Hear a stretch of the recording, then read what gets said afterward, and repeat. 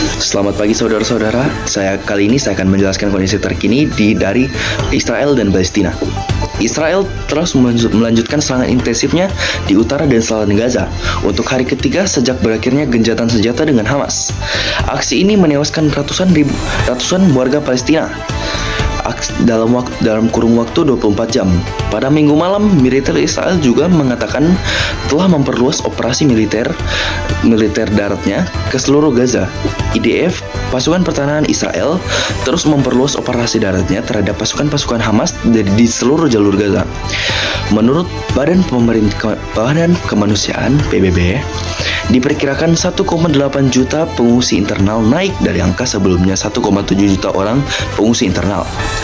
Gambar menunjukkan bahwa warga Palestina berusaha meninggalkan sebagian besar wilayah Khan Younis sejalan dengan tuntutan Israel untuk mengungsi.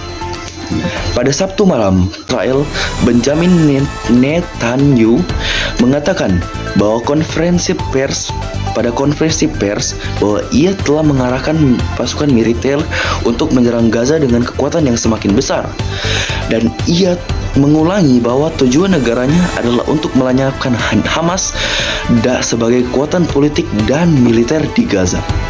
Revisi rencana Israel diperkirakan akan melibatkan pengeboman intensif di daerah-daerah yang dievakuasi sebagai awal dari operasi darat di selatan, yang diperkirakan akan mencoba merebut Khan Younis, tempat yang diyakini sebagai basis kepemimpinan Hamas.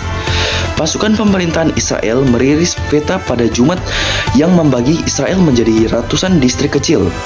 Mereka telah mulai memerintah warga sipil untuk mengungsi dari daerah tertentu sebelum operasi militer dimulai, menyebarkan selembaran untuk memeringkas tempat untuk segera mengungsi. Israel telah dikecam dunia oleh organisasi kemanusiaan dan beberapa politisi karena rencana evakuasi yang dilakukan sedikit demi sedikit yang menuntut mereka membuat warga Palestina makin sedikit memiliki tempat untuk mengungsi, sementara infrastruktur Gaza berada pada titik kritis. UNRWA, Badan Bantuan PBB untuk Pengungsi Palestina, mengatakan warga Palestina di Gaza beresiko meninggal akibat penyakit menular karena sanitasi berada di bawah tekanan. Apa yang dimaksud dengan kehancuran total Hamas, dan apa yang berpikir hal itu mungkin terjadi jika perang yang berlangsung 10 tahun, kata Macron.